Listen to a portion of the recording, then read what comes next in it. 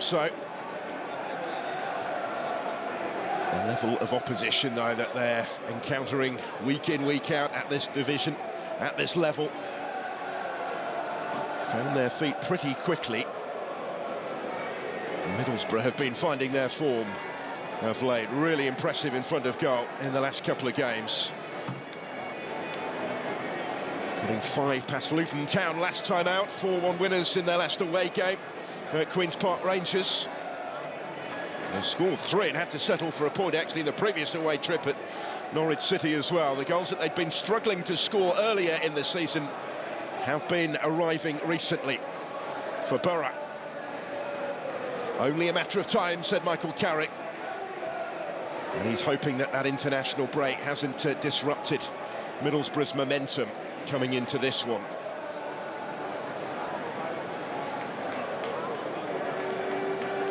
Key stage of the season to come. The game's coming thick and fast. Right the way through, really, until the next international break, not until March. The squads will be required. A test of stamina, of nerve, of character, you name it. The Championship will find you out if you haven't got it. Storm Burt doing its best today to disrupt proceedings. Heavy rain and strong winds ahead of kick-off, but here they come at the Kassam. Onwards to a busy, demanding winter. The challenge of the Championship is an unrelenting one. This the first of 9 games before the new year, and a stage of the season that can shape what comes next. It's a challenge that Oxford are adapting to for the first time in a quarter of a century. A solid start back in the second tier, but their squad has been stretched of late. They've slipped to within a couple of points of the bottom 3. Middlesbrough contest their 8th successive Championship campaign, falling short so far of a Premier League return in recent years, but they come here with confidence after back-to-back victories. Their first ever visit to the Kassam Stadium. That's how long it's been since these clubs last met in league football, 26.5 years since a 4-1 Middlesbrough victory. Let's have a look at the team news. Oxford make 3 changes from the defeat at Watford last time out before the international break.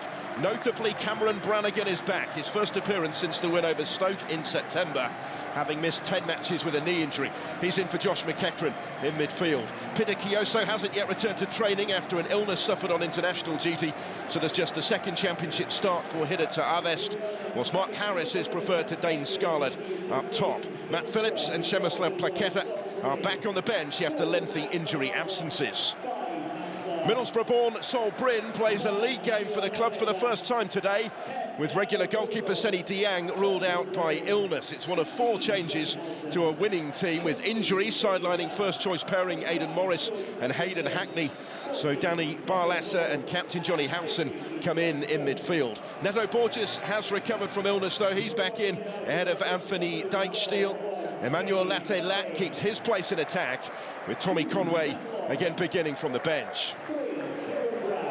Well, it's big to have Brannigan back, that is for sure. 10 games on the sidelines, but surgery wasn't required on the knee injury suffered against Stoke that would have sidelined him for much longer, for most of the season potentially. He's been back in training during the international break and is straight back into the starting lineup at the earliest opportunity for Oxford.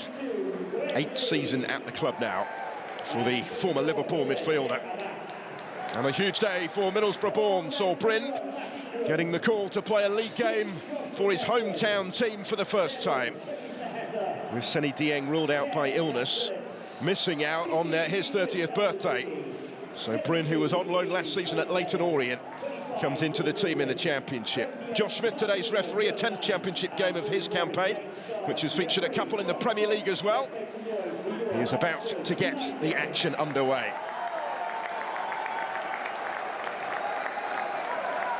It will be Middlesbrough to do so in their change colours in the sky blue and white.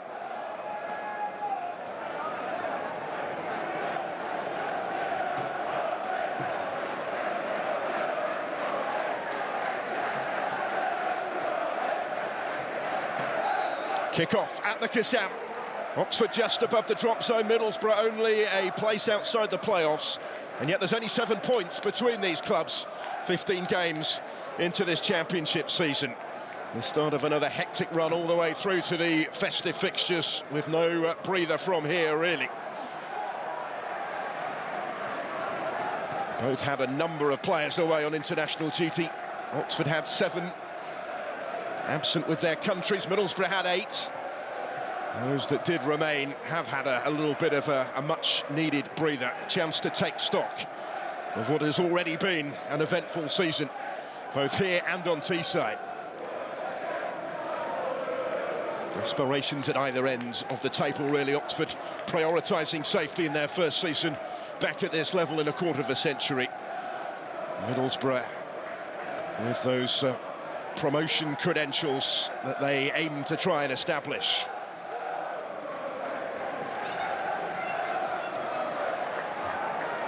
There's Wilvorks. Sticking with the 3 at the back, Oxford, formation that Des Buckingham moved to through necessity, really, a couple of games ago, because of a lack of options in the wide areas. It did yield its reward with a victory here against Hull City in the last home game. Impressive performance, albeit no points at Watford last time out. So they've stuck with that system today, despite the likes of Phillips and Plaqueta being available again on the bench. Does have the option to change it later if required, Des Buckingham. That hasn't always been a luxury afforded to him in recent weeks.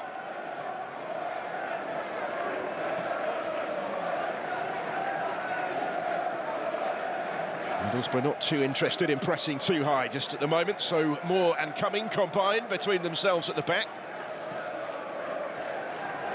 They have been pretty solid defensively, have Oxford United this season on their return to the second tier. Just enough on that for Cumming. This time Middlesbrough did press. Kieran Brown still with work to do to complete the clearance. Tyler Goodrum challenging for it. Fewest goals conceded by Oxford of any team in the bottom half of the championship. They've let in 18 through their first 15 games, a very respectable record, certainly, at this level. But Michael Carrick's team have been in free scoring form of late. Middlesbrough with the second most shots of any side in the championship coming into this weekend.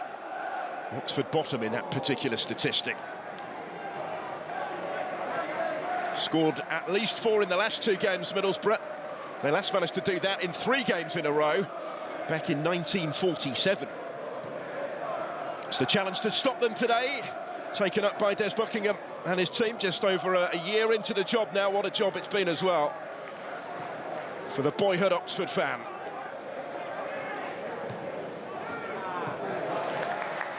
Took over early last season and led them to promotion at Wembley in May.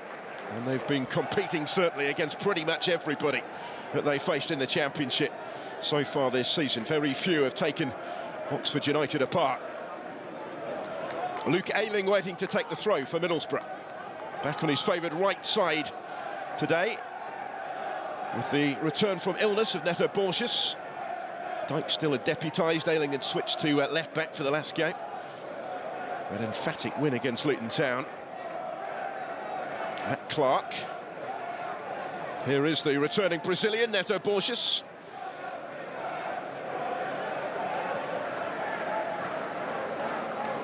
Now George Edmondson. On loan from Ipswich of the Premier League. To Luke Ayling. Ben Doak. Barlasser. Getting his chance in midfield today, Daniel Barlasser. Only his second championship start of the campaign. Middlesbrough hit by injuries in midfield. Aidan Morris twisting his knee in training with the USA. And Hayden Hackney out with an ankle problem that sidelined him for England's under-21s as well.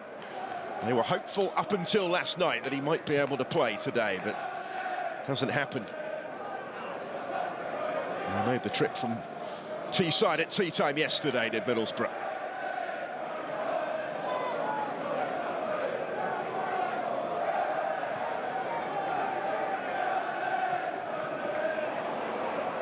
This is more promising for the visitors. 5 minutes in, their first notable foray forward. Is there a way through? Didn't quite come for Finn Azaz.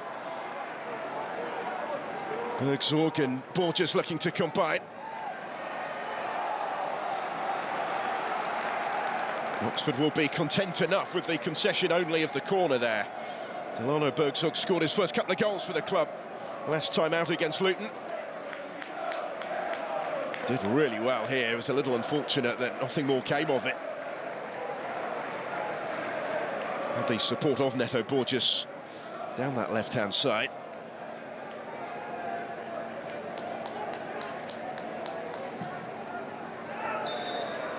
They tried something a little bit different from the corner. It didn't quite come off. The referee's whistle intervenes. Middlesbrough will have to be at their best if they're to score from a set-piece, you suspect, today. Oxford United, the only team in the Championship yet to concede from such a situation so far this season.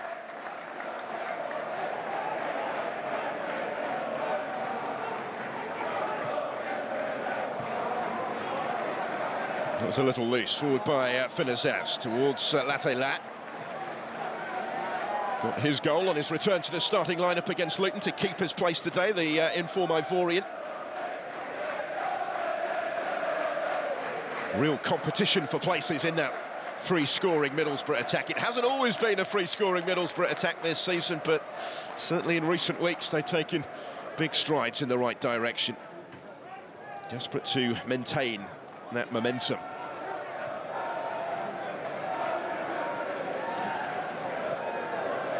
Does say, does Michael Carrick, that the goals going in the frequency that they have been has given his team that bit more confidence.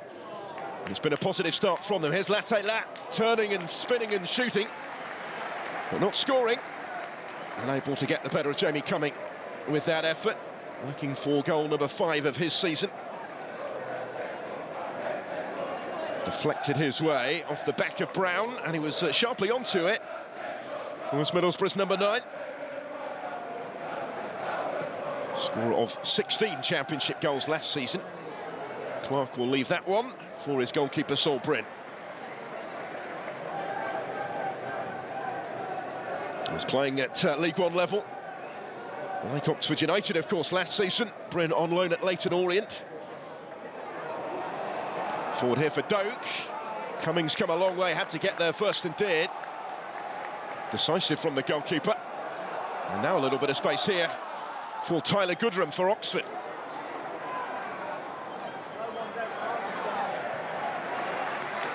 This is Greg Lee.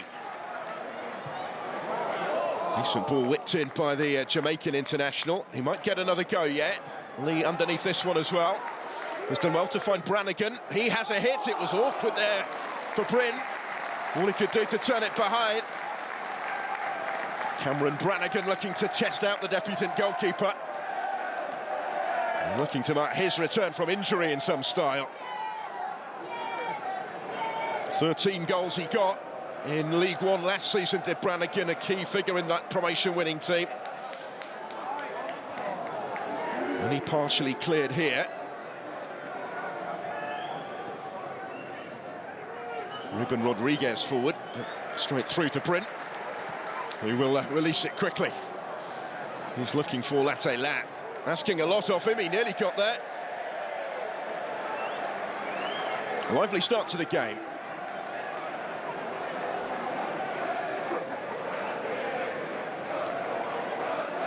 Says it's just as important who finishes the matches as to who starts them. As Michael Carrick, when asked about the decisions that he's had to make, particularly in attack, where he is spoilt for choice really at the moment.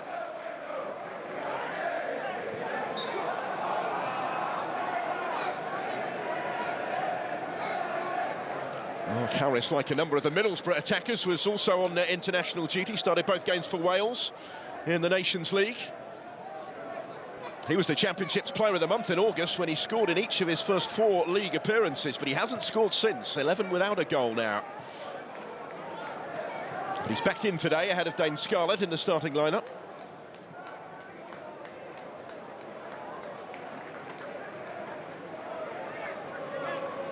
There's Edmondson to Luke Ayling.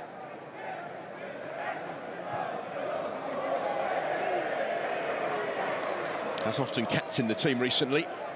Second season since he arrived initially on loan from Leeds United. But with Johnny Howson back in the team today, he's assumed the armband again.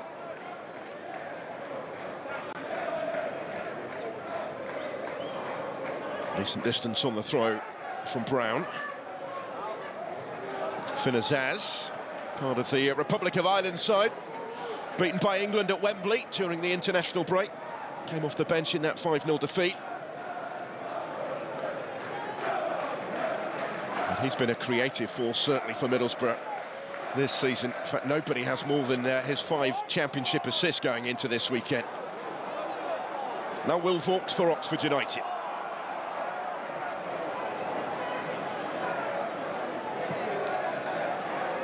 Switch of play is looking to locate Lee. He's been the beneficiary from the change of formation. Coming back into the team at wing-back, Greg Lee. Since that switch to the 3 centre-back system.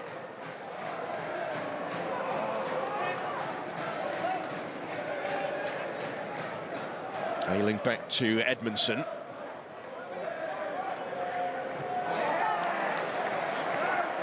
Oxford did well to win it back. Forward by Lee. Goodrum slipping it through, looking for Harris. Cross came Clark, although the clearance there cut out by Cameron Brannigan. Now Lee finds himself outnumbered a little bit in that type of territory, but holds on to it well, finds Brannigan. He will whip it in a little too close to the keeper. He releases it quickly for Delano Bergsorgen. Look at him go here, taking on to Avest. He's done well to get goal side of him. Did have support from Azaz in towards Latte Lat. Good save coming. Reacted really smartly to Jamie Cumming to keep that one out. And to deny Emmanuel Latte Lat. Middlesbrough going through the gears quickly here. Excellent from both Bergsorg and Azaz. And Latte Lat didn't do a lot wrong either.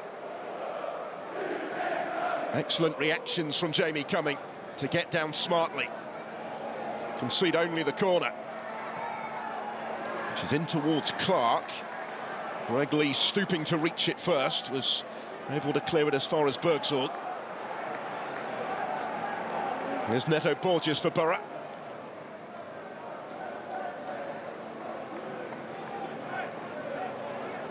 Best chance of the game so far, a dozen minutes in. That one for Emmanuel Latte Lat.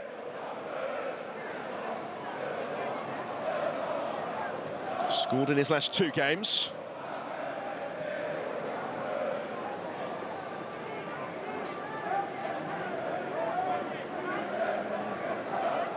He's featured in all of them this season in the Championship, Emmanuel Latte Lat. A regular starter until recently, when he came off the bench for 4 games in a row. Back in the team for the 2nd match in succession today. That one just running away from Neto Borges. The fullback was the furthest forward. Brazilian, who signed from the French side Clermont towards the end of the previous transfer window. Has been left back something of a problem position for Middlesbrough in the last couple of seasons or so. He's been showing signs of late, Neto Borges, that he could put an end to that. Clark couldn't quite keep that one in. Competition for his place again, with Dial Fry fit again. Back on the bench for Borough, having recently returned for the first time since February. He did get minutes for the under-21s in the international break. Dial Fry will be hoping to be back amongst the starters sooner rather than later. The referee lets that one go. Bergsorg finds Ailing. Latte Lat the target, and he does get to it first. But Cumming knew it was going well wide.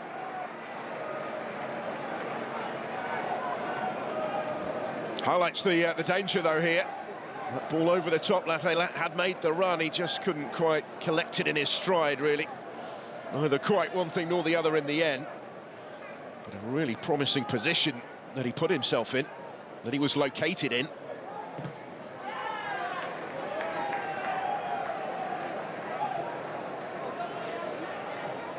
He certainly impressed, did Ben Doak with Scotland in the Nations League. Des Buckingham is sure has made a plan to try and contain the Liverpool loanee. He's been in really good form recently. Full of confidence, says Michael Carrick, of his young winger. Followed by Azaz Lattelat with the touch. That's asking a lot of Neto Borges, asking too much of him in the end.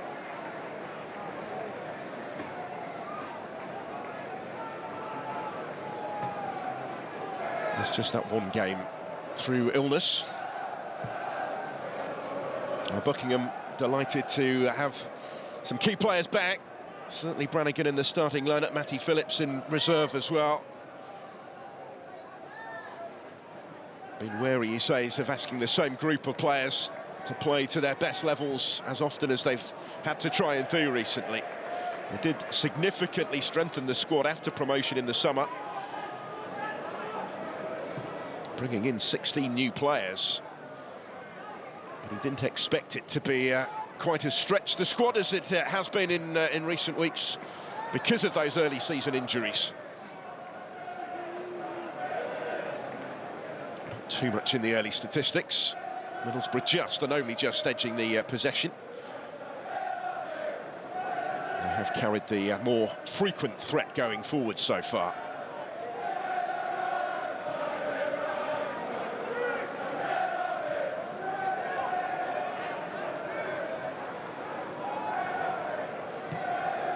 Barlassa finding Clark in space.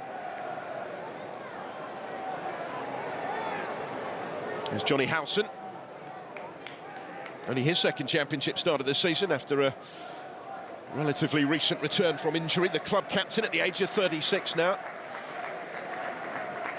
No longer guaranteed a regular start, but certainly clearly still a very capable performer in the championship. 8th season at the club now for Howson.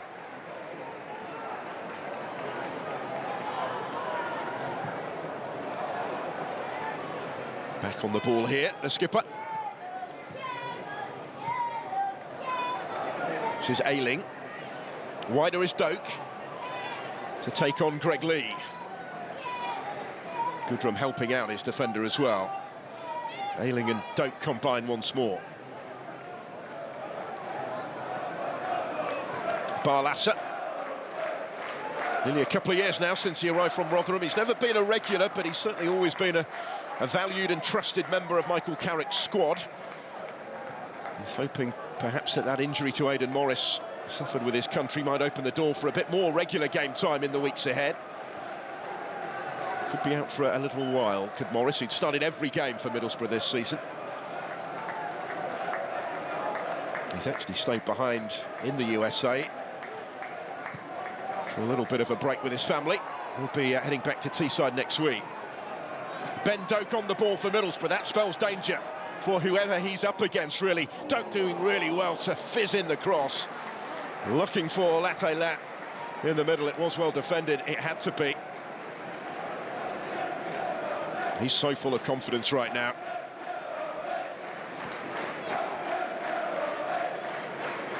So difficult to defend against balls like that. Sam Long did well.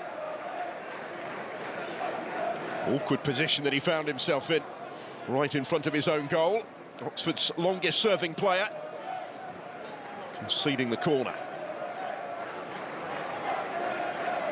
Doak gave Josko Guardiol of Croatia a torrid time at Hampden recently in the Nations League the other week. That's what he's capable of. As the corner comes in and is effectively dealt with initially anyway. Ruben Rodriguez will let that go.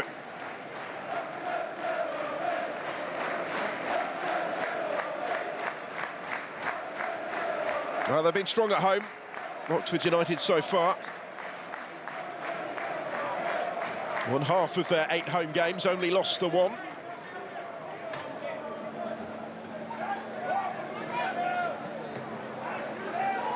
All but 2 of their 17 points in the championship so far this season have been picked up here in front of their own fans.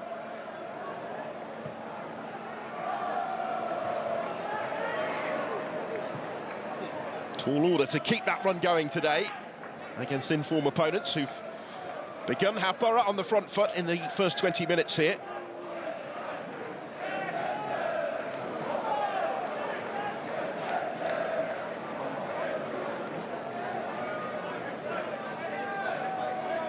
May of 1998, the last time these clubs met in league football.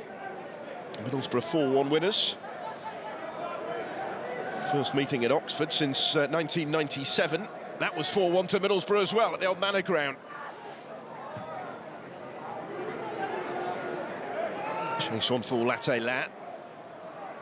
Moore can let the ball bounce and carry through to Cumming.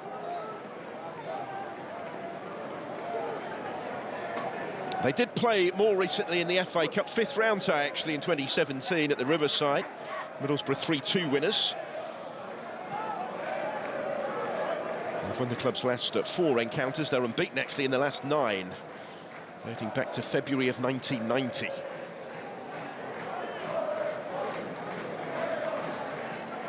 Matt Clark, pressurised by Harris. Clark still able to clear.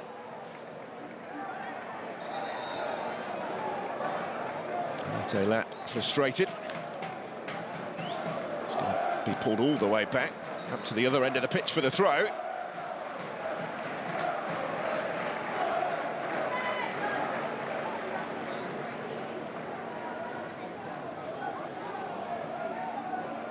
Harris scrapping for it. He's looking for Taaves to help him out.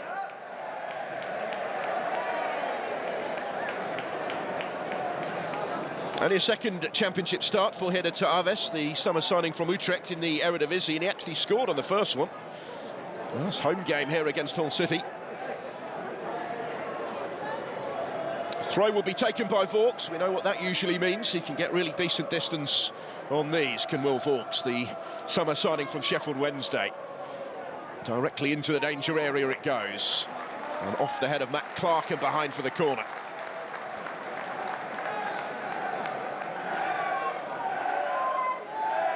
Had to defend a couple of these already of Oxford United. Now they get the opportunity to show what they can do with one of their own.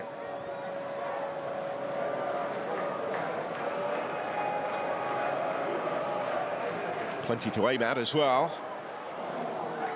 Kieran Brown rising, it's returned though, and just touched over the top. He had to be sure, did Sol Bryn, to help that over his crossbar. Redirected his way by Long. Leard improvised effectively to return that with the acrobatic overhead. And it was Sam Long on the end of it.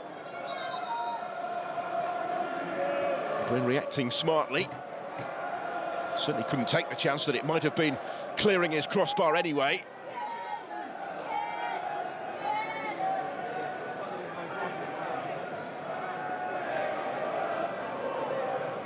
Bit of sorting out for Josh Smith to do first. Harris making a nuisance of himself in front of the goalkeeper. A deeper delivery with the corner this time. Hasn't been defended. Lee's in there!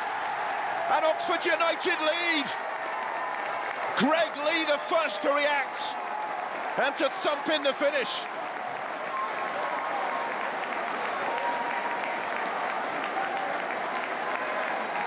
Took his chance when it came his way. And Oxford in front against in-form opponents with a second goal of the season for Greg Lee. Middlesbrough just didn't really deal with the delivery here, the deep delivery that was returned into the path of Lee by Elliot Moore. Don't underestimate the part that the centre-back played here in keeping this alive. He's often the one on the end of the set pieces, one way or the other. And Lee able to pick up the pieces and profit.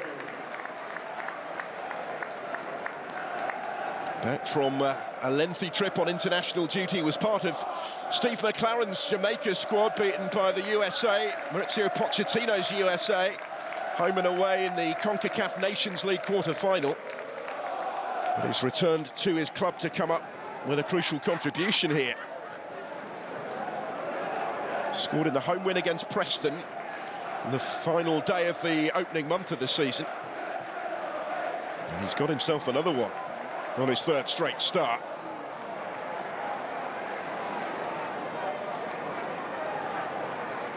Here's Ayling.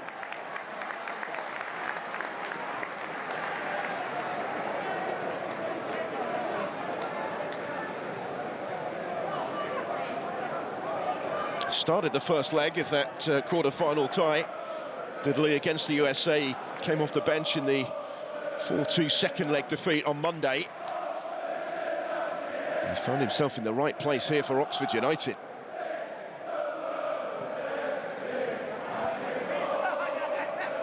Goal coming just past the midway point of the first half. Ben Doak. Lee trying to get back and do the day job here, and he did enough against Doak, who for a moment threatened to find a way in behind again, as he often tends to do. Back with Edmondson.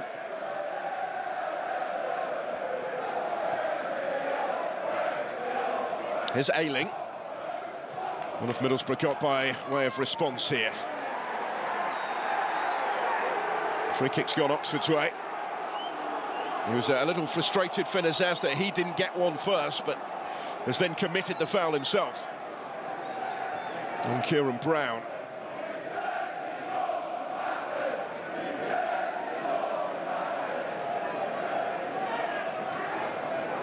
Yeah, he was just a little late there and not fully in control.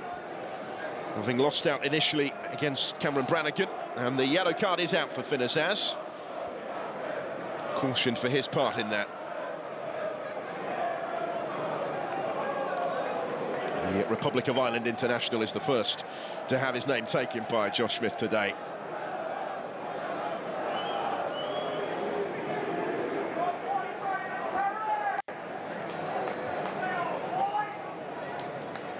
Brown, I think, okay. Still feeling the effects of that challenge.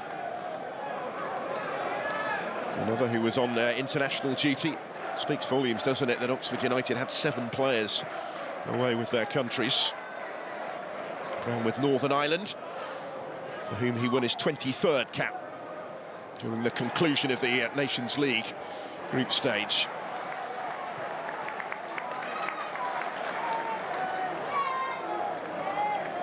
It was a successful conclusion for Brown and Northern Ireland as well. They were promoted to League B. They started the victory over Belarus. Touch here for Lee. Goodrum was still ahead of him. He wasn't quite able to locate him this time. The Oxford United goal scorer. 6 he got last season in League One. Only recently forced his way back into the starting lineup in the current campaign. Beneficiary, as I mentioned, of that change of system, really.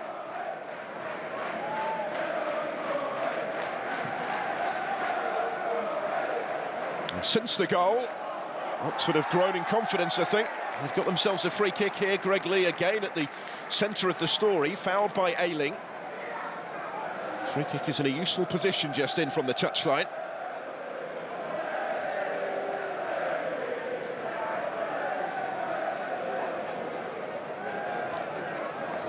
Certainly having a big bearing on the game right now is Lee, the former Ipswich player. Came through Manchester City's academy. Hooked in by Vaux. Again, it hasn't been dealt with here by Middlesbrough. Bit of a hit and hope, and it came through harmlessly in the end to Sol Bryn to gather that one up without alarm, but it might have been a different story, really, because this could have gone anywhere.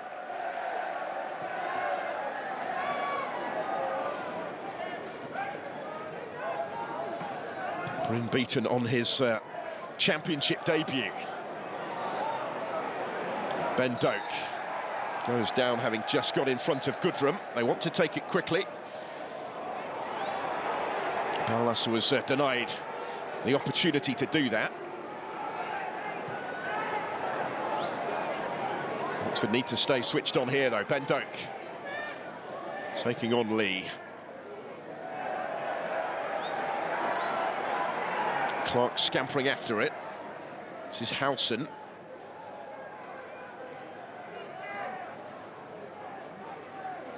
Barlassa.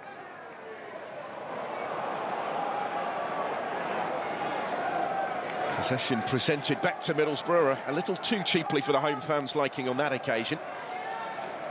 So Borough have it back with Johnny Howson, half an hour in, as they go in pursuit of parity.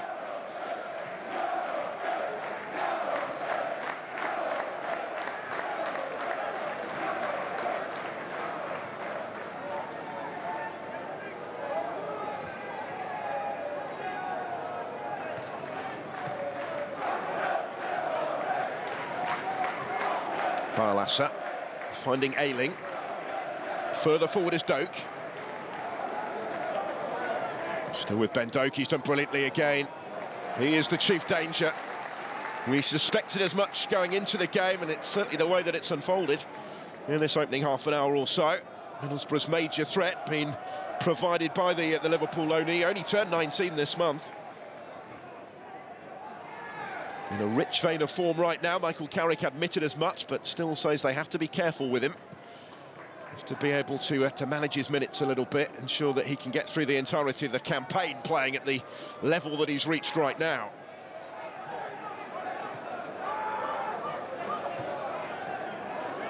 Forward by Ayling, but cut out by Brown, who had the time to clear it as well. No free kick this time. Almost came for Bergsall. Coming and read the danger, reacted quickly. Releases it quickly for to Arvest as well. Options here for Oxford. Harris was the target in the middle. It didn't quite get that far. Sam Long will get his head to it, though. Now Ruben Rodriguez. And still with Rodriguez. Threatening to slalom all the way through before Matt Clark steps in.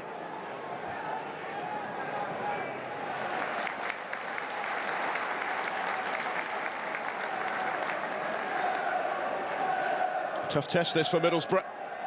As it's turning out, Michael Carrick expected nothing less. Full of praise for the job that Des Buckingham has done at Oxford. The organisation with which his side have been playing this season. Tough to beat for anyone. Can Middlesbrough find a way through, find a way back on terms? Ben Doak still looking the likeliest to create that opportunity. 3 assists in his last couple of games for the club now. He did set up Scotland's winner at Hampden as well, in the Nations League. Hugely impressive victory against Croatia when they most needed it. There's Barlassa.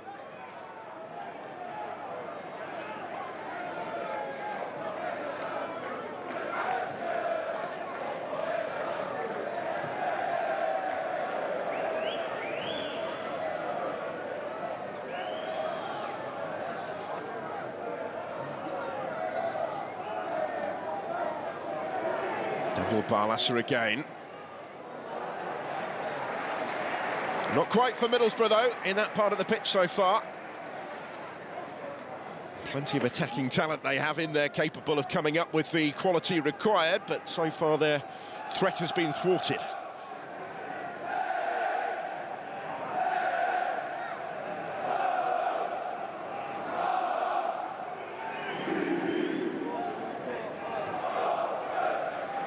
They were so strong here at home defensively at the start of the season, Oxford. They only let in 1 goal in their first 5 home matches in all competitions. They have kept 4 clean sheets here in the Championship this season, but under pressure again. Ben Doak here is away and couldn't quite squeeze it in. Continuing to cause all sorts of issues. He's been hurt this time. Elliot Moore had come across and the card has come out. With Doak still down. Got himself in front of Kieran Brown. Where was the contact here? Well, the card's come out for Elliot Moore, and that has to be a penalty, surely.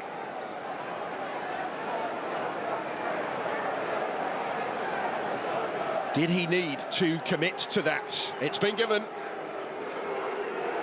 It's a penalty for Middlesbrough. That's a big moment for Jamie Cumming, who is the one charged with the responsibility of trying to stop this. Emmanuel Latte-Lat will take it. Well, they hadn't created too much, really, for all their pressure and possession in the final third. But now, a major opportunity for Middlesbrough. And frustration, certainly, for the home side in the nature of the concession of it by Elliot Moore. Didn't really necessarily need to do what he did. With the angle against Ben Doak from there. Latte-Lat then has scored in his previous 2 games. Steps up to take the penalty and scores the penalty to restore parity, 1-1.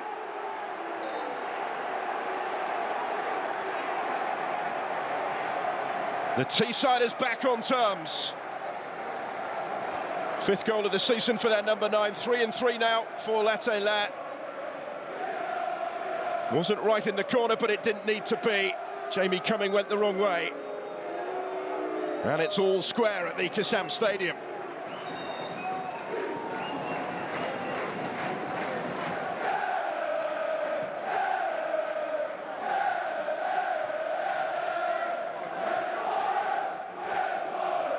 No surprise, really, that it was Ben Doak who ultimately has created a chance for Middlesbrough to get back on terms, winning the penalty.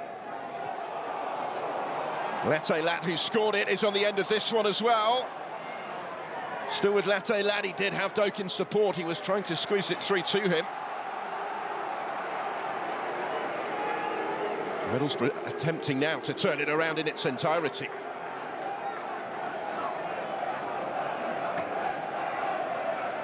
Cumming didn't get near it, did he?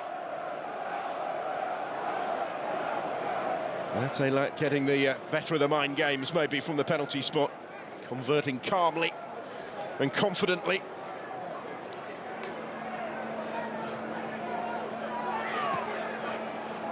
Deeper delivery from the corner. Missed out everybody. Brown couldn't quite get a definitive touch to it either. Or could Bergsall keep it in over there?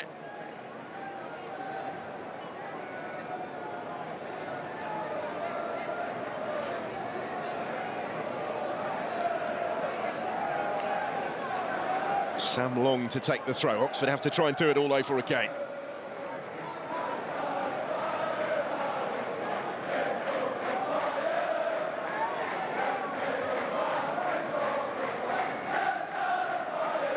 Ayling. Ben Doak setting off in pursuit.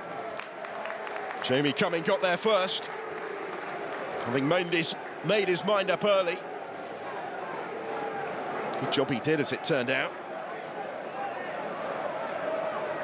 Very much the first choice goalkeeper after making his loan move from Chelsea, a permanent one in the summer. Ever present in the Championship this season. He did save a penalty from Sorensen at Portsmouth in October, but didn't get near that one from Latte-Lat.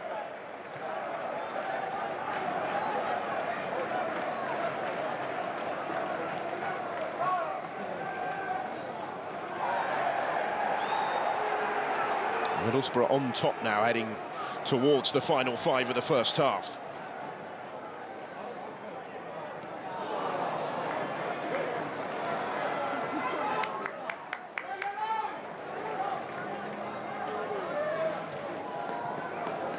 Ayling will go back to Sol Brynn.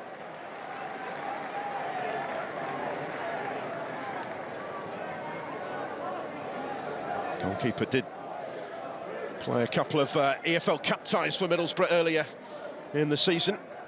There's only 2 appearances for the club, actually, with those games against Leeds United and Stoke City earlier in the campaign. Ruben Rodriguez forward in towards Harris, who will reach it first, and Brynn just got enough on it to nick it away from him before Clark does the rest.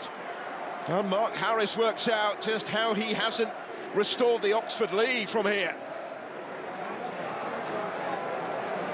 Lovely ball from Ruben Rodriguez that slipped him through. He reached it first, but Solbryn still got his hand to it from a position on the floor.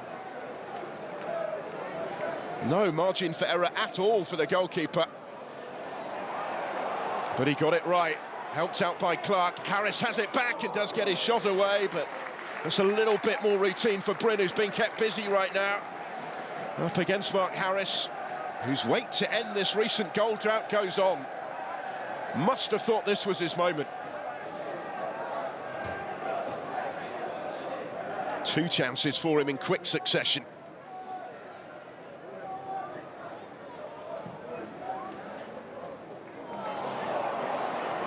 Bergsall did well, he's got Latte-Lat ahead of him.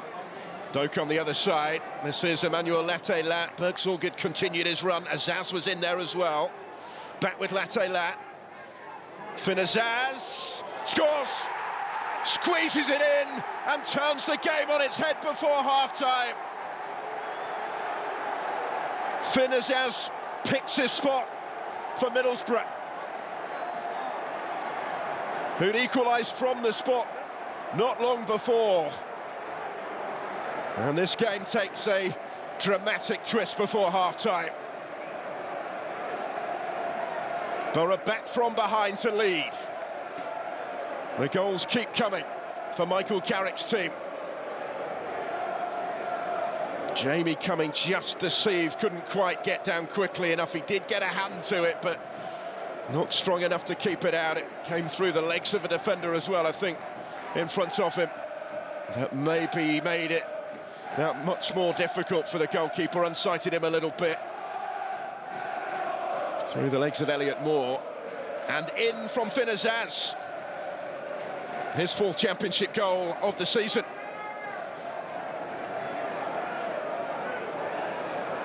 That matches the tally that he scored for the club in the second half of the previous season, after arriving in January from Aston Villa.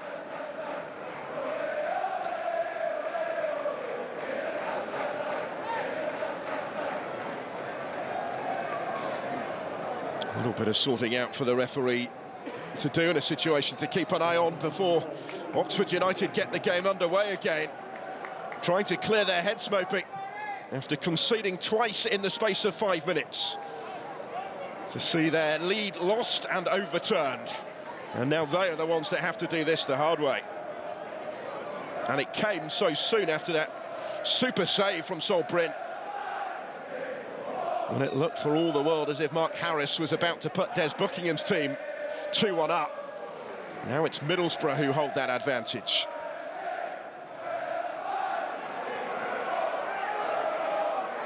Those are the small margins in the Championship that Oxford United are trying to get to grips with this season.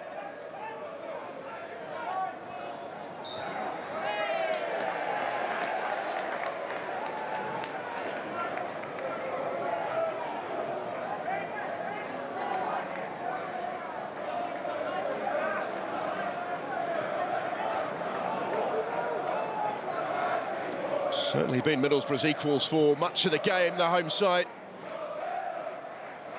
But now digesting real disappointment, and it could get worse for them yet before the break, because this comes the way of Azaz, looking for Latte-Lat. Had he stayed onside, he was able to find the finish, and wheels away in celebration because the flag did stay down, and Middlesbrough are 3-1 in front.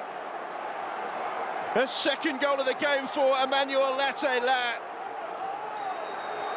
Well, their team took a while to get started today, but the Teessiders have 3 before the interval.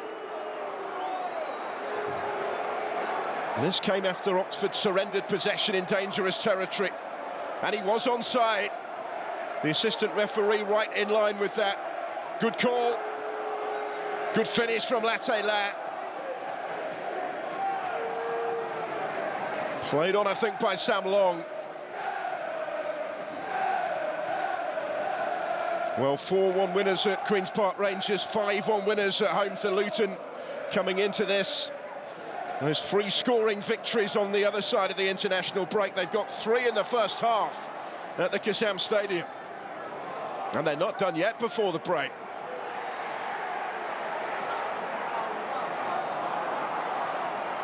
4 goals in 3 games now for Latte Lat. 2.5 games to be precise.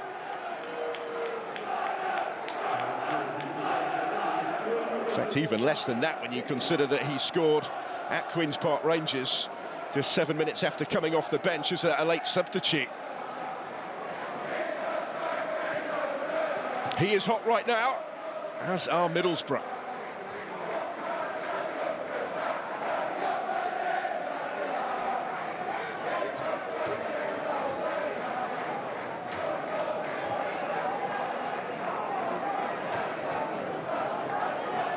This Barlas, Oxford don't quite know what has hit them, really. They need half-time, I think, just to regroup and go again. Johnny Howson. This is Doak. Back for Howson. Lovely little ball for Bergzorg to flash one goalwards as well. Well, they look a threat with every foray forward. Delano Bergzorg trying to build on those 2 goals that he got against Luton to open his Middlesbrough account. He's full of confidence right now. Brushed beyond Jamie Cumming there. The goalkeeper did get a touch to it, importantly. But it's all Middlesbrough at the end of the first half.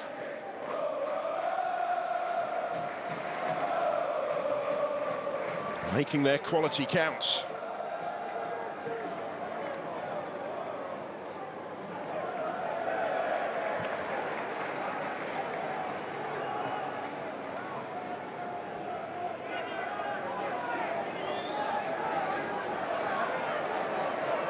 For so long, it was going so well for those in yellow. They were still in front with 8 minutes of the first half to play, were Oxford United. Well, here they are trailing by 3 goals to 1 and in danger of conceding more.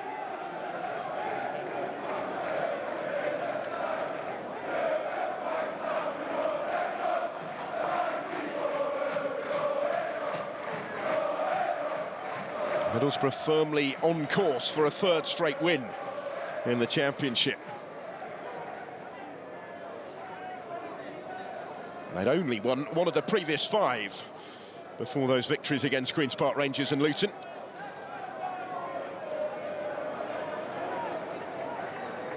Howson. Nearly for Luke Ayling, who was trying to recover the situation. It will come the way of Tyler Goodrum instead for Oxford. And they've run out of time in this first half. The 3 additional minutes have been played.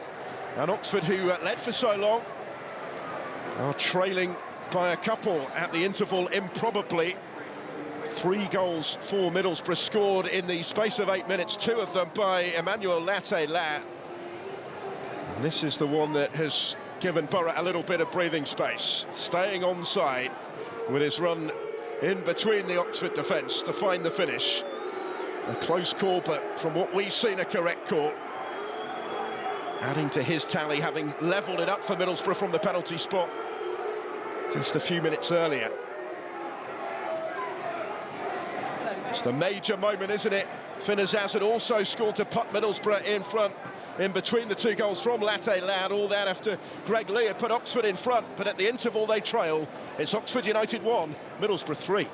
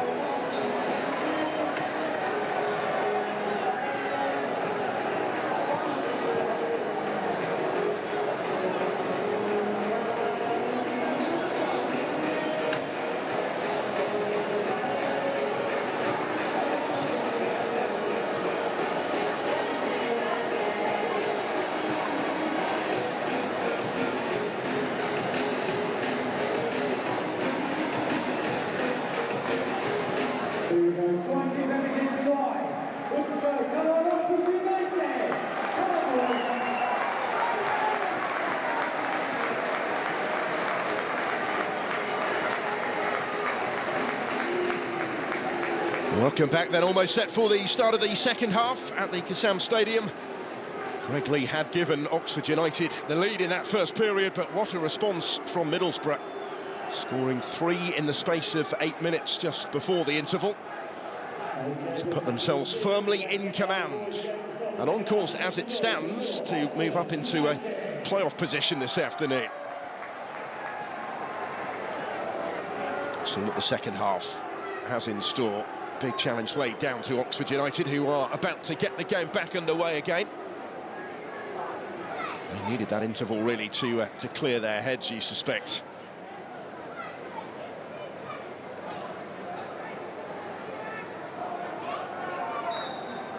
Oxford United get the game off and underway once more, requiring something of a statement early in this second half if they're to get themselves back in the game, maybe. Game that they led until the latter stages of that first period. But Middlesbrough clinical in front of goal at the moment. Scored at least 4, have Borough, in each of the last 2 games.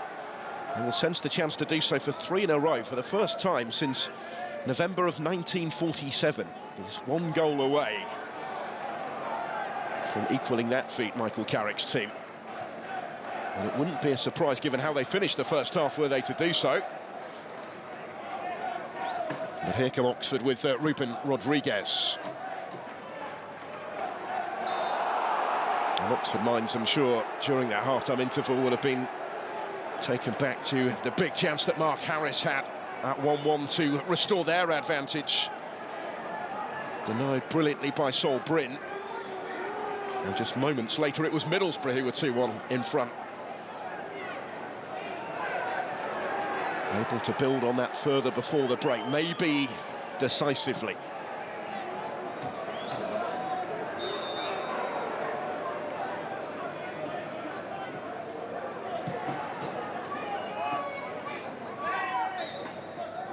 No changes by either side at the interval. So do have a few more options to mix it up on the bench than they have had in recent weeks, with the returns of Phillips and Plaqueta from injury. There's not even a place on the bench for Malcolm Abue today, on loan from Crystal Palace. He's the one to miss out. Siriki Dembele still sidelined as well. He's another to come back yet. We hope to reap the rewards of the squad strengthening undertaken after promotion in the summer. Sam Long under pressure here from Bergzorg. Cleared away by Cumming.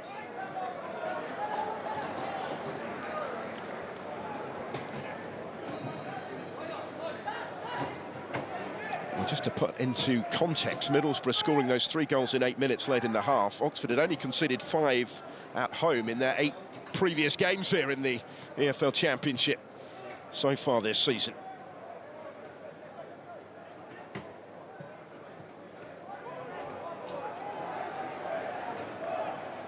Luke Ayling forward. Cut out by Moore, who had an eventful first half.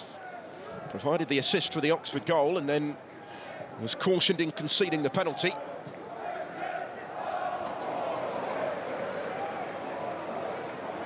Ruben Rodriguez losing out. Finazaz looking for Latte Lat. It will reach him here and he hits it first time. Brilliant. It's a hat-trick for Emmanuel Latte Lat. Another fine assist from Finazaz. Again, the offside flag stayed down, and Middlesbrough racing away with it, 4-1 in front. They score at least 4 for the 3rd game in a row in the Championship. 4-1 Middlesbrough. That's how it finished actually in each of the last 2 league meetings between these clubs 27 years ago. The assist this time from Azaz from halfway, and it's another instinctive finish from Emmanuel Latte Lat. Reached it ahead of Elliot Moore. Caught out Cumming, really, with the nature of the finish.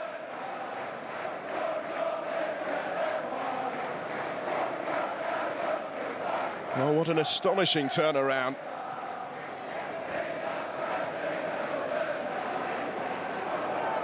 Michael Carrick's team were behind with about 8 minutes of the first half to play. They're 4-1 in front at the Kassam.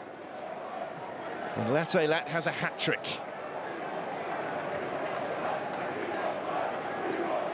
He's one goal away from doubling his season's tally in the space of this Oxfordshire afternoon.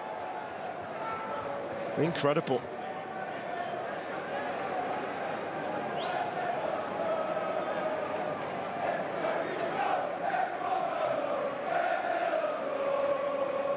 Scored braces on 3 occasions last season for Middlesbrough in the Championship. He's gone one better for the first time today. And maybe already this is just a matter of how many for Middlesbrough. And who would have thought we'd have been saying that at this stage after watching the majority of that first half?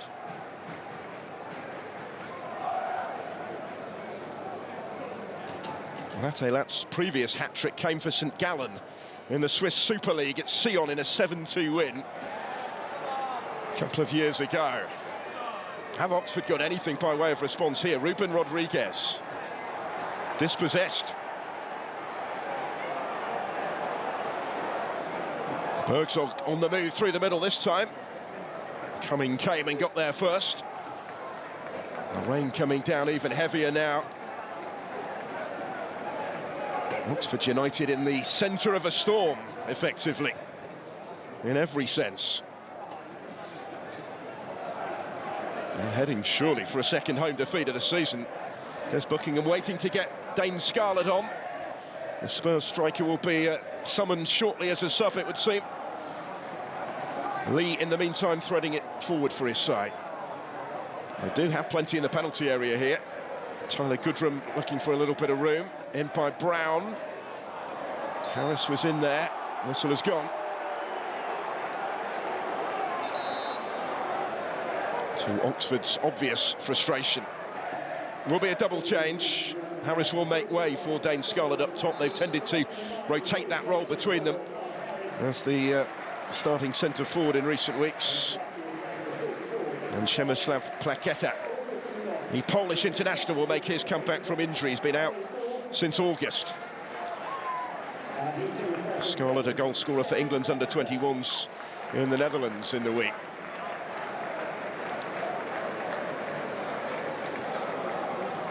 Change of shape as well, because Moore is the one to make way for Plakieta. So they'll go to the back four, you would have thought.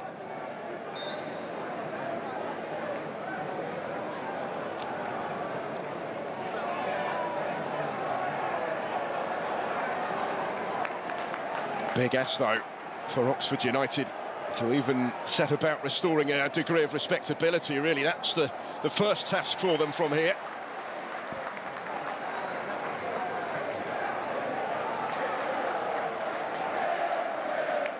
No loss of momentum in front of goal for Middlesbrough during the international break, that is for sure.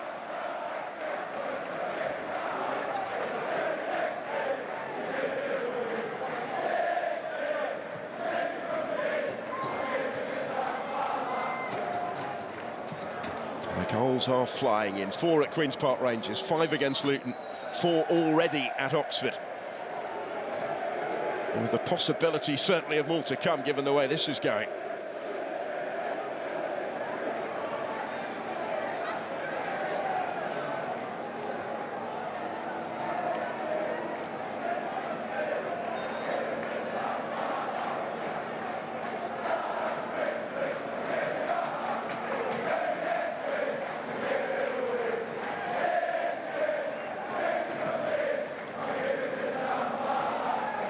Oxford just need to somehow find a foothold from here. Greg Lee with a throw. It seemed a long time ago to him that he opened the scoring. In reality, it wasn't all that long ago, really. That's how quickly it's got away from them.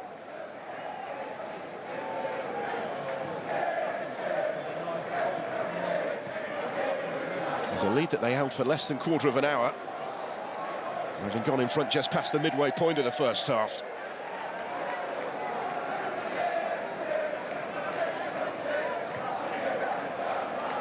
To Arvest. Did well to come away with that, but not for long. Matchday getting a boot to the paw. Barlassi goes back to Brint. Well, no clean sheet on his championship debut, but he's certainly played his part as Brint on his big day. Waited patiently for his opportunity. Unused on the bench for 14 of the first 15 this season before getting his start. His touch there was a little heavy, but he was able to recover the situation, thanks to some assistance from Edmondson as well. Now Luke Ayling. There's space here for Bergzorg. Matchday on the move ahead of him. He's in the mood for more, maybe. Neto Borges joining in with the attack as well. It was Ruben Rodriguez that got back to him. Such a threat in front of goal. And to think that recently, until the Luton game, he wasn't in the starting lineup. He'd lost his spot to Tommy Conway. He's done little wrong himself, really, just further underlining the embarrassment of riches, really, that Middlesbrough have in those roles. They've got the corner here. They've got plenty of targets in the middle to try and reach it as well. Well defended by Oxford. Space here for Finazaz. Still with Finazaz. Where's that kind of fall? Oh, he couldn't quite react quickly enough, Edmondson, to the opportunity, because it did fall favourably for him in the end. Finazaz, creator-in-chief. He's got his goal already today, along with a hat-trick of assists. And, well, George Edmondson, who did score in defeat at Watford, will feel that he should have added to his Middlesbrough tally up from the back.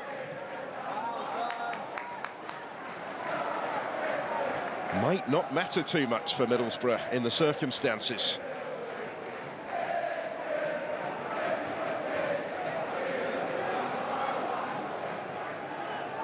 He feels, says Michael Carrick, that his team now are starting to reap the rewards of the work that they've been doing in training.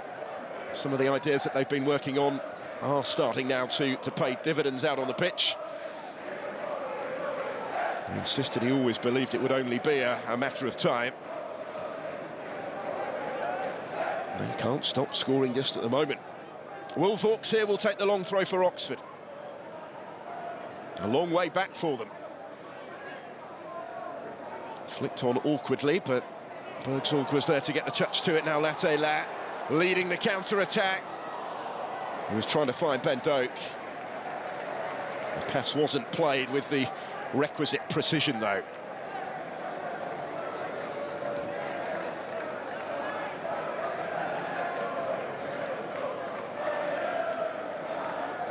That's the danger, though, isn't it, for Oxford, as they try and somehow force a way back into the game. There's going to be space at the other end. Middlesbrough have already shown that they are in the mood to capitalise. Carrick talked before the game about how nobody really had taken Oxford apart this season. Well, his team might just be in the process of doing that. And he's going to introduce a couple of extra attackers in Conway and Marcus Force. Two international forwards set to come on shortly.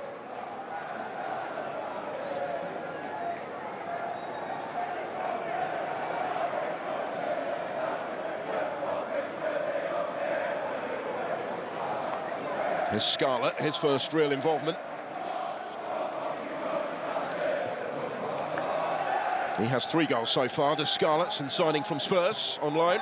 To Aves Court, challenge came from Neto Borges, who came careering across. It's going to cost him the caution.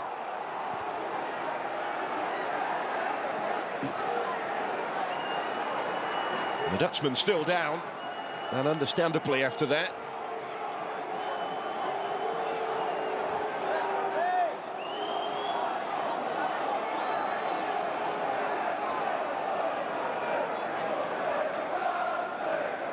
The Brazilian is going into the book here for this.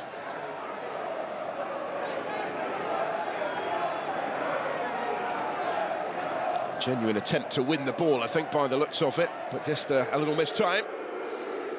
Hence the yellow card.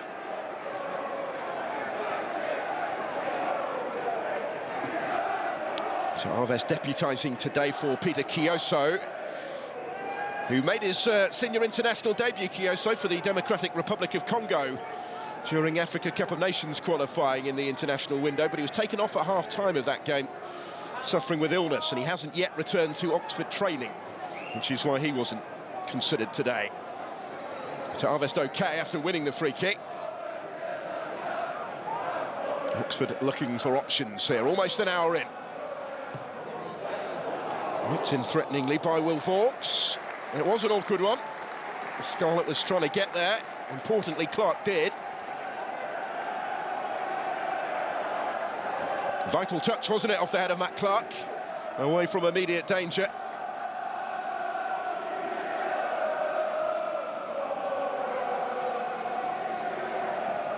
Chance for the Yellows to keep the pressure on here. Greg Lee finding Brannigan. No, unlucky. Well, he got right behind that, did Cameron Brannigan. Thwarted by the frame of the goal here.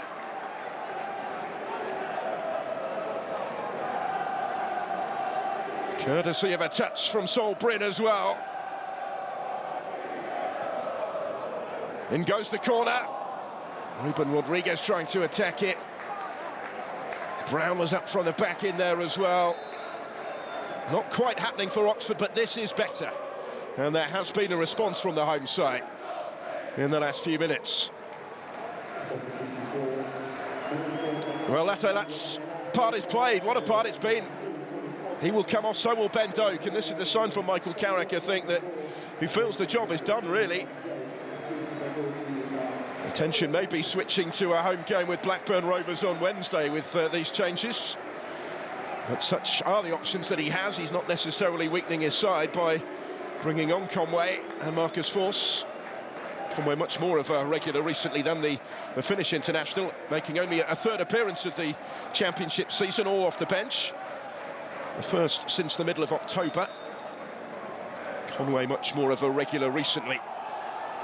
Did start along with Ben Doak for Scotland against Croatia in the Nations League last week. And he's got 5 goals as Conway since signing in the summer from Bristol City.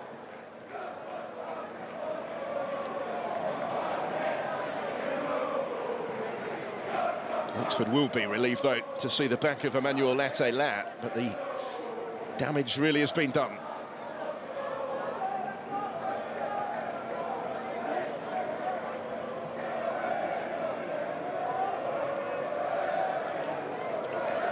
Force you to imagine we'll play that wide role, having replaced Ben Doak. He's a centre-forward, really, when he signed from Brentford, but Michael Carrick has tended to use him in the wider areas since then.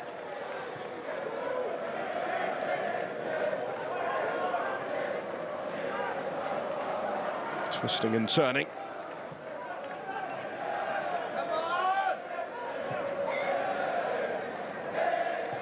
Clark. Edmondson.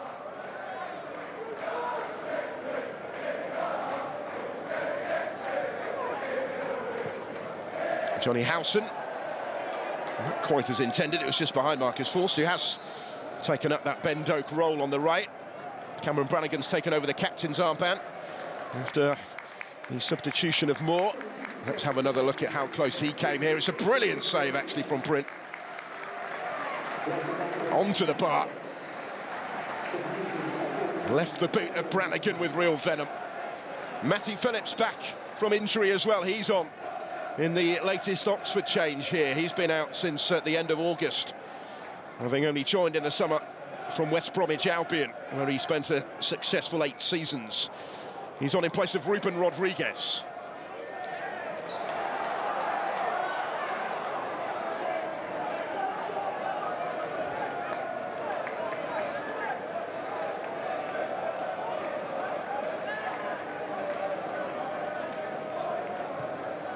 Barlasser with the Middlesbrough free kick.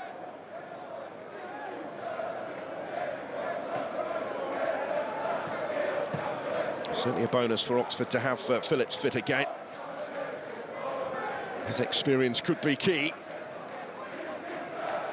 He's missed the last 11 championship games prior to this one. Not much in it, actually, in terms of total shots at goal, but Middlesbrough just that much more clinical.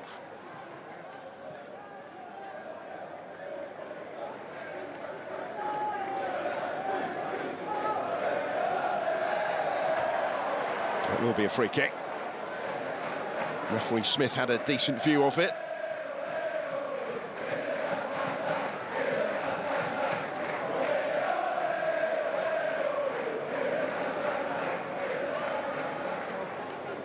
Howson. And all this, remember, for Middlesbrough without their first-choice midfield pairing this season of Hayden Hackney, who's out through injury, and Aidan Morris as well, missing for the first time this season. Barlasser and Howson have stepped in, and they've not really skipped a beat.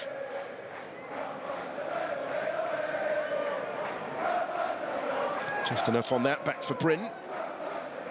Middlesbrough without their first-choice goalkeeper as well, no Seni Dieng, because of illness, unexpected absence on his 30th birthday. And it's opened the door for Sol Bryn, who's excelled with a couple of super saves. And playing some really nice stuff here, Middlesbrough. As soon as I say that, they give it away to Kieran Brown. Now Lee.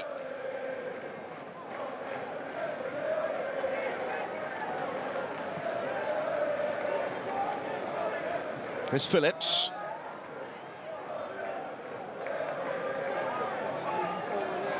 Matty Phillips gets it back again, trying to catch out the keeper maybe. He was able to readjust in time, was Bryn. Committed his long-term future to his hometown team with that new 4-year contract that he signed in October. A reward for his patience today.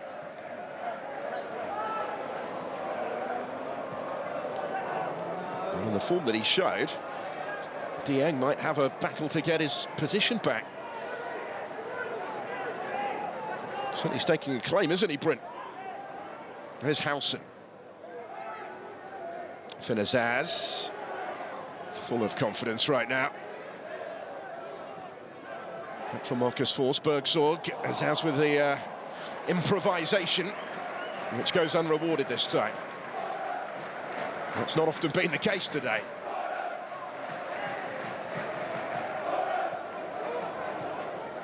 Only Alfie Doughty of Luton Town creating more chances than Finazaz of any player in the Championship this season going into this weekend.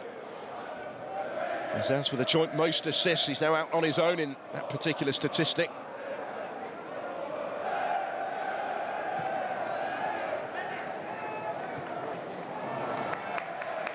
Phillips applauds the intention without quite being able to reach it.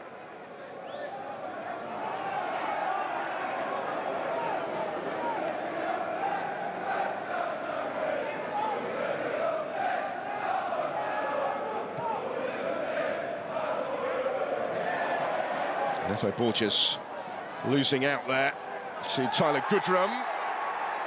The referee had to think about it. Nothing doing this time from Josh Smith. He also had to think about it, of course, in the first half when he did award Middlesbrough the penalty. And Ben Doak went down.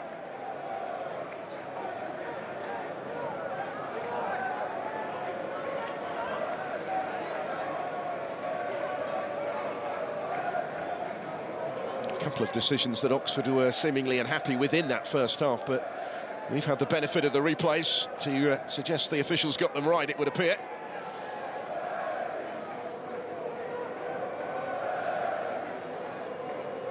Howson. Now Barlasser opens up for him here, striding into space. This is Tommy Conway. Still with Conway, Bergsorg. Neto Borges.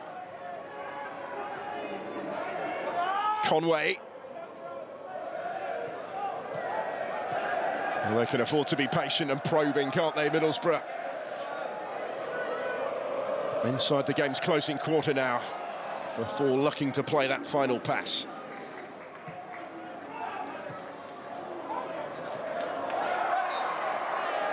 The fourth goal for Middlesbrough early in this second half, so important.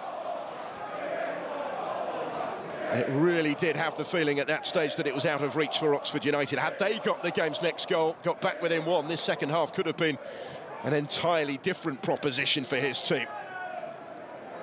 As it is, they've had an element of control right the way through it. So far, anyway.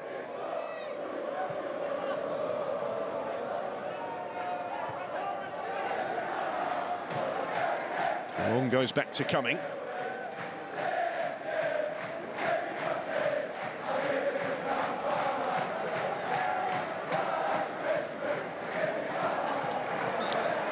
Lee dispossessed, but he gets the decision. Had a good game though, hasn't he? Slotted straight back into the side, Johnny Howson. Second start in 3 after returning from injury.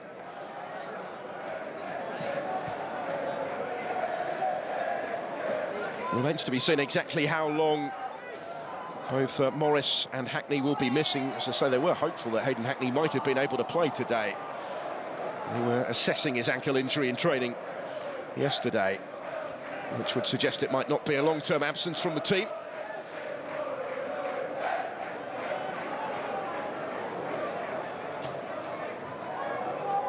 I mentioned the players Oxford have had coming back from injury. Should point out that they have lost another one in Ben Nelson for potentially up to 4 months. The Leicester City loanee.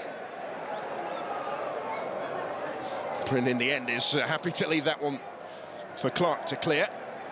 Howson. Not quite for Azaz.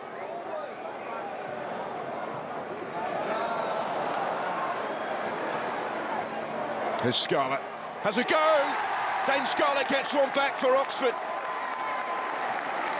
With a thumping finish, Middlesbrough will be frustrated though at the concession of that second and the nature of it. They might feel this was a little too straightforward for Dane Scarlett.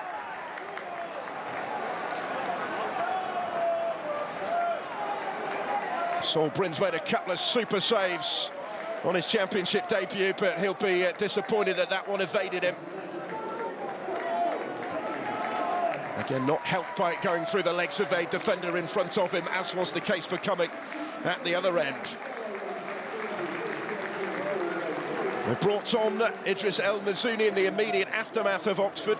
They've still got the best 20 minutes or so when you factor in the added time. They've got themselves back within 2. Come back from here would still be remote, but a little hope returning to the Kissam Stadium. The 4th goal of the season for Scarlett on loan from Spurs.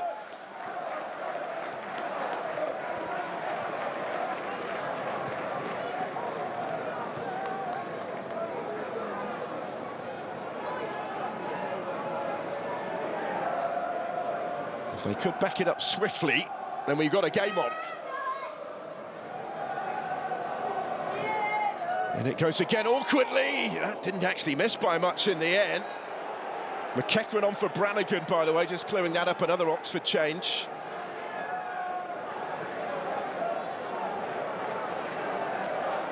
All going on at the moment as Des Buckingham tries to engineer a route back into the game for his team. Vaux is the one that made way for El Mazouni in that other switch. Really mixing it up in the midfield. No surprise that Brannigan hasn't gone the distance today on his comeback from injury. Here goes Dane Scarlett. Neto Borges under pressure, but Middlesbrough deal with that pressure beautifully, play their way out of trouble. Luke Ayling has found Finn Azaz, who in turn was looking for Conway.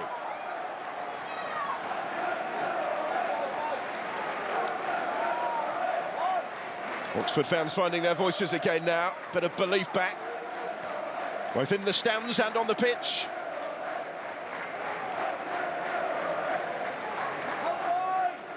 Hadn't really looked like it was coming, that second Oxford goal. Now it has.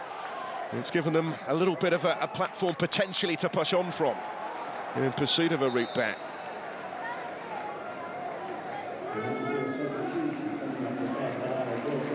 With a Middlesbrough change, Riley McGree is going to come on in place of Delano Bergzorn. And that's no surprise, really, at this stage. Nor was it that McGree began on the bench after his lengthy international trip to play for Australia in World Cup qualifying.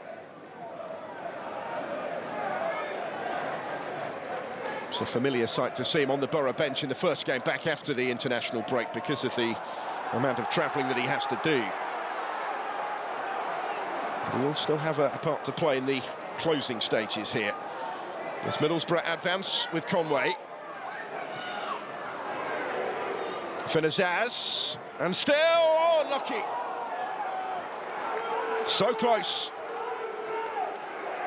Don't think Cumming got a touch to that one as he was helped out by his post.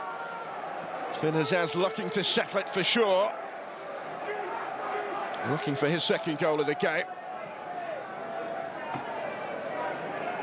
Might have had a little nick on the way through, but it did evade the goalkeeper.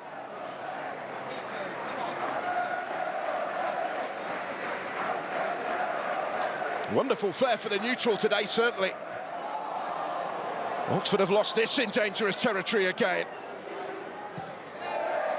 Only just on Riley McGree. He couldn't wrap it up. He did score, actually, on his last appearance, that 4-1 win at Queen's Park Rangers in the last away game. He opened the scoring on that occasion. Sam Long got back to him quickly to make that more difficult than it might have been.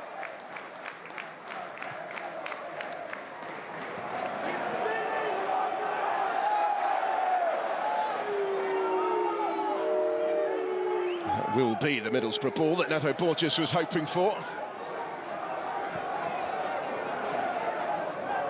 Well, his team have shown spirit. They could have folded up 4-1 behind. More required if they're to get anything from the game. But they didn't let heads drop. They have got themselves a goal. And of course, this Middlesbrough defence, some issues, they're continuing to do so. Plaqueta to give chase. There's an urgency and an intensity about Oxford again right now.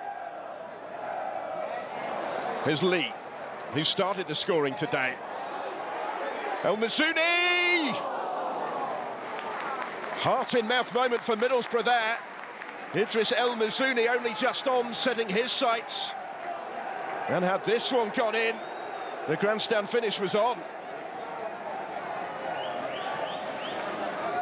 It would have had to have been a spectacular finish in itself to locate the far top corner there. And he wasn't far away from finding it, Idris El Mizzouni. Recalled by Tunisia this month, winning only a second cap for his country 5 years after his debut, when he played against the Gambia the other day. Maybe another reason why he began on the Oxford bench for this one. Middlesbrough looking a little shaky again all of a sudden, as Edmondson concedes the free kick.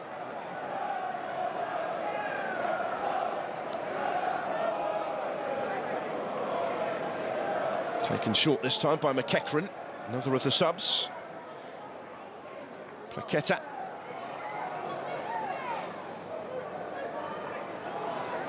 Joined after that short stint at Swansea City, previously at Norwich. Knows this division now, the 7 times capped Polish international.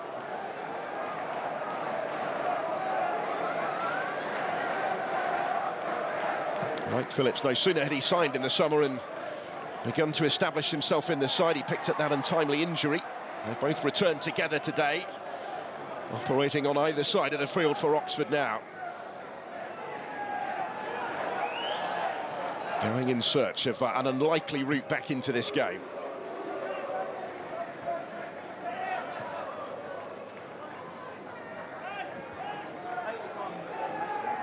At least they've avoided the 4-1. The scoreline by which they lost both of their 2 most recent meetings with Middlesbrough in league football, as I touched on at the time. 27 seasons ago, Middlesbrough went on to win promotion to the Premier League that year. Very much their target under Michael Carrick this term as well.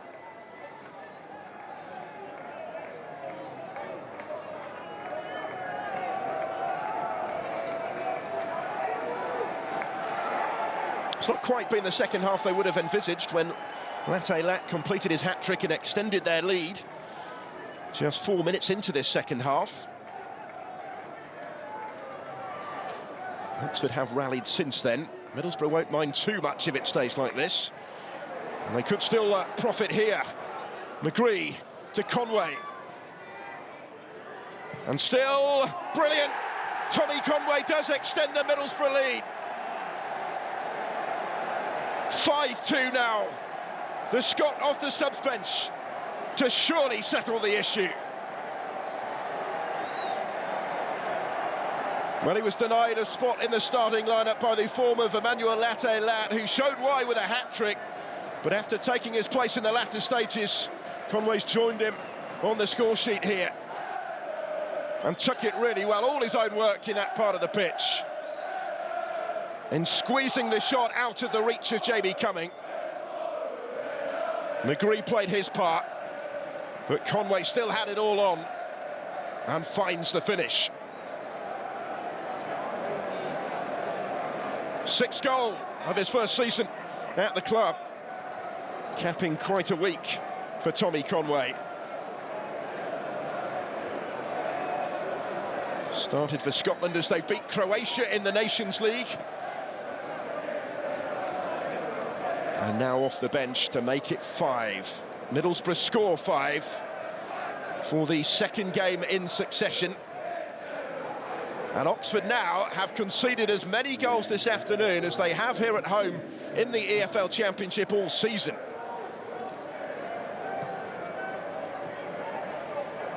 Astonishing. They'd only let in 5 in the first 8 games here.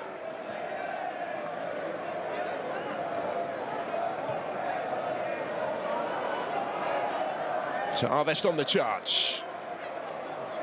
Clark was strong and then he was fouled and he gets the free kick.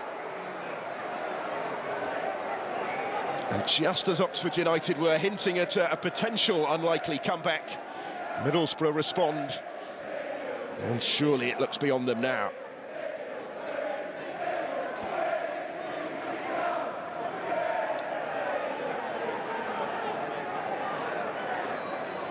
It will be a 4th defeat in 5 for Des Buckingham's team. A 3rd straight win for Middlesbrough. And as it stands, they've scored 14 goals across the 3 games, and this one isn't done yet.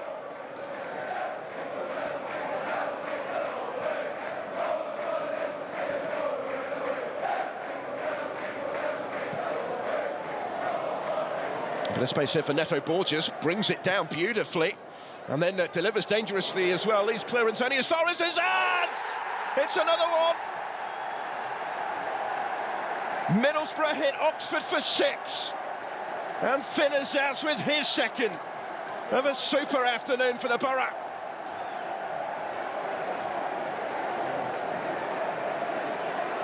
The free scoring force in the Championship right now. 4 at Queen's Park Rangers, 5 against Luton, and now 6 at Oxford today. And Finn Azaz, who set up a couple of them, has now scored 2 of them as well. It's another precise finish, 2 wonderful goals from Finn Azaz today. Greg Lee, who had started the scoring for Oxford in the first half with the errant attempt at the clearance this time that fell favourably at the feet of Finn Azaz. And the mood that he is in right now, you kind of knew what was coming. A pair of brilliantly taken goals. Well, his Republic of Ireland side conceded 5 in defeat at Wembley against England in the Nations League. Finn Azaz returning to his club today as part of a 6-goal showing in which he has been one of the key contributors. He and Lat, too hot for Oxford to handle. Conway having got a goal as well, and there is still time for more for Middlesbrough here. Tommy Conway to Neto Borges. Well, I spoke too soon, didn't I, when I said that Oxford had avoided further damage in the second half, having got a goal back. When Dane Scarlett scored, All that has done really is prompt Middlesbrough back into goal-scoring action again. And now some more changes. Dijksteel and Hamilton both going to be introduced for the final 5 of the 90. Dijksteel will take the place of Luke Ayling at right back. That'll be a like-for-like change. He's back from international duty with Suriname, and there is Micah Hamilton into the action as well, the former Manchester City player. It's his 3rd straight appearance off the bench, joining Dijksteel in being summoned for the conclusion. And for the Middlesbrough corner here, which hasn't entirely been dealt with. Good save in the end from Cumming, because he had to stretch to reach that and react and turn it away. The shot's raining down on his goal right now. Almost a surprise in the current context not to see that nestle in the net. Azaz has gone off, by the way, for Hamilton, so he won't join Latte Lat in scoring a hat-trick. But he's been integral to most of what Middlesbrough have managed, and that is much.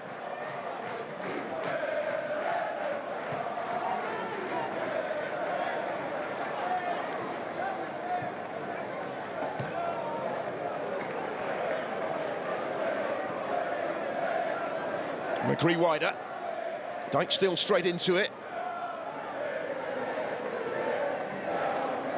Played for Suriname against Canada in the CONCACAF Nations League, so it's no surprise that he didn't start today, despite deputising at right back in the previous game at home to Luton.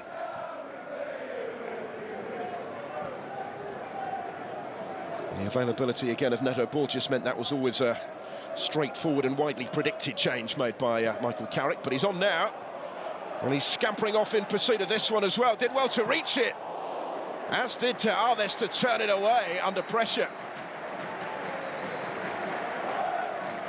No relenting here from those from the Riverside.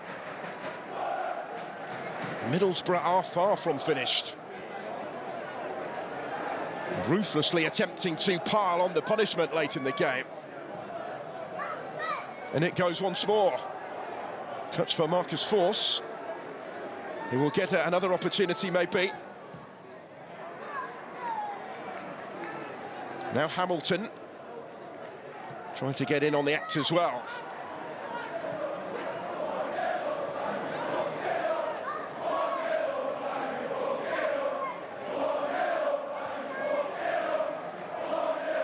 All Middlesbrough going into the final few minutes.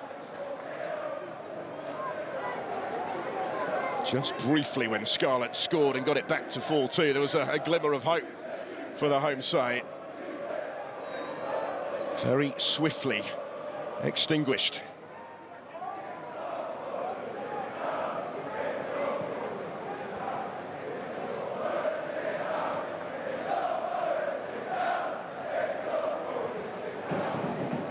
Barlassa.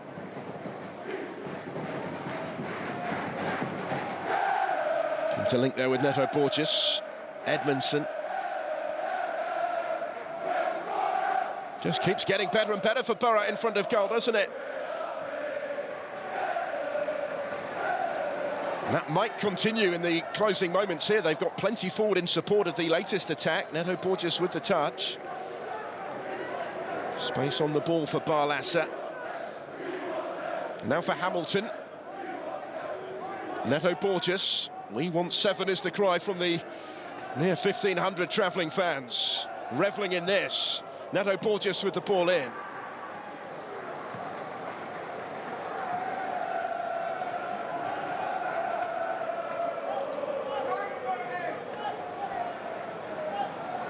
They recorded their biggest win of the season in the last game. Middlesbrough, they've gone one better today in terms of goals scored. Still a 4-goal margin of victory as it stands.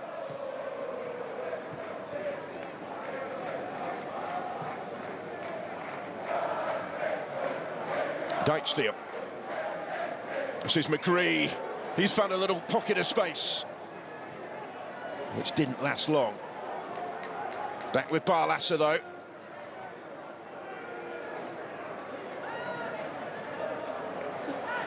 Not quite for Hamilton.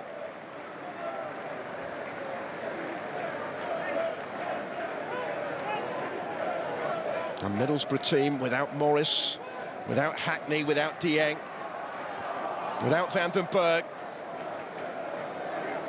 6-2 up at the Kassam Stadium. Making a statement here.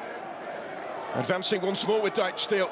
Could he go all the way through? In the end, he tried to lay it off to Riley McGree. And they have to settle for the corner. And the last of the 90 minutes. Plenty heading for home already.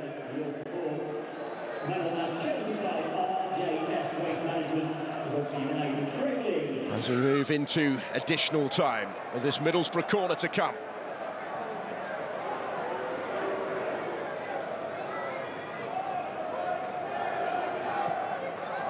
And it goes again.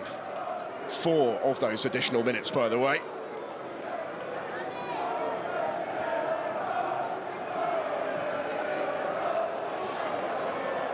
Well worked here for Middlesbrough. They look such a threat every time they advance. Those 4 minutes not too well received, really, by the home fans right now. Pinned back. Everybody back, really, in yellow, trying to further limit the damage. Plenty of it already inflicted. Still Middlesbrough go in search of more. The angle was against them there. But on a day like this, you wouldn't rule anything out. Conway was close. Barlasser. Won well by Scala. Only then to lose it. Hamilton gets a foot in. A little bit of afters between he and Tyler Goodrum. Greg Lee with a bit to say to Micah Hamilton as well, which is why Josh Smith has had to get involved here. Frustrations boiling over. Middlesbrough don't need to get involved, really, in situations like this.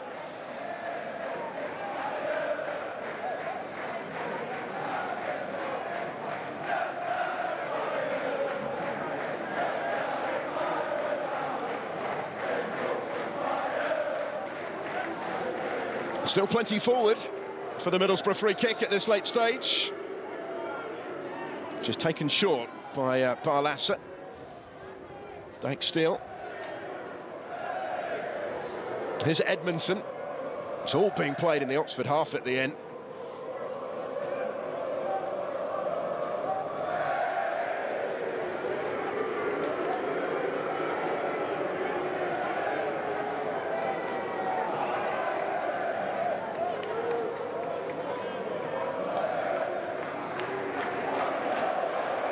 Can even afford the heavy touch.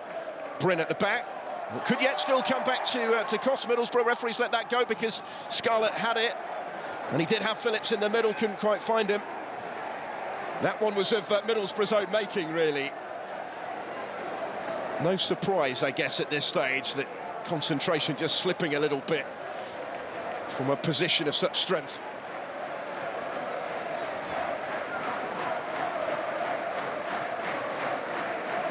Will be a corner as a result of it all, and a caution for George Edmondson. In-swinging delivery towards Dane Scarlett, did get his head to it. Lee scrapping for it, still trying to make something of it. Still they can't quite get it clear. Sam Long for Oxford, almost forcing it in. Oh, this is again, it's had a little bit of everything. Brilliant entertainment right the way to the whistle.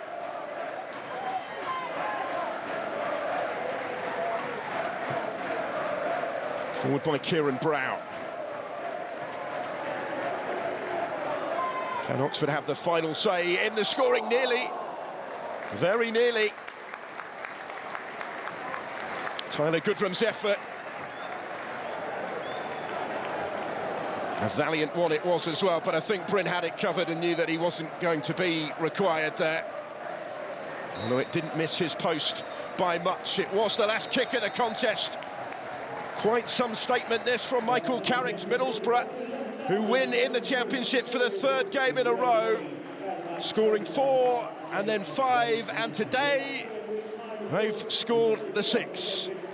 all of which after they'd gone behind in the first half. Oxford conceding more today than they had at home all season long, only letting in 5 goals in their first 8 games at the Kassam since stepping back up to the second tier, but they've been taken apart by the team from Teesside. Latte Lat with a hat-trick. Finn Azaz scored a couple. Tommy Conway got his goal off the bench as well. Oxford had led through Lee. Dane Scarlett gave them brief hope when he pulled one back at 4-2, but that did not last long. Middlesbrough clinical. Middlesbrough in fine free scoring form. No loss of momentum for them after the international break. For Oxford, a second home defeat of the championship season, and maybe more concerningly, a 4th defeat in 5 now as they slip ever closer towards the bottom 3. But it's the travelling fans who celebrate, having seen their team turn on the style. Brilliant performances from Azaz and Latte Lat in particular, but everybody contributing in a Middlesbrough side that were missing a number of key performers. You would not have known it. And they have emphasised to Oxford the level at which they are now having to operate and the quality of opposition that they are now coming up against. After an inconsistent start to Middlesbrough's season, this is much more like it. They have the momentum, the goals are flying, 3 straight wins up as it stands into a playoff position. Full time at the Kassam Stadium. Oxford United 2, Middlesbrough 6.